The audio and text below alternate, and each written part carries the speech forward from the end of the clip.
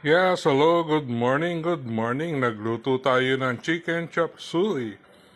Ayan, makikita nyo, ito na yung bandang huling part na patapos na ang luto. Pero step by step yan.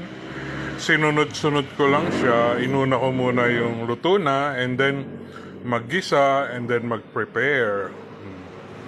Yan po ang ating chop suey. Special yan mga lods.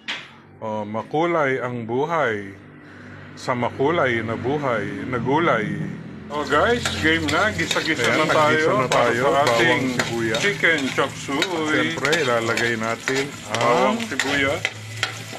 carrot, Susundan natin ang sayote, sila yung mga medyo and matigas. then Kaya mekos-mekos gigisayin na ulit. natin.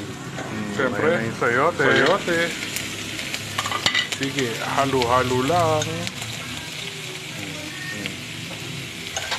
Diba? Mekus-mekus. Tapos, ito yung pagpe-prepare naman ng ating isusunod. Morning, good morning. Ayan ang ating mga Magluluto tayo ingredients for chicken lunch. chop suey. Siyempre, Chicken, ito, carrot, sayote, bawang sibuyas, repolyo, at sayote, pechay. carrot, Tapos, pechay Tagalog, cornstarch. Okay. cabbage, Yan po ang and ating mga cornstarch. sahog. Good morning, good special morning. chop suey a la Kirby.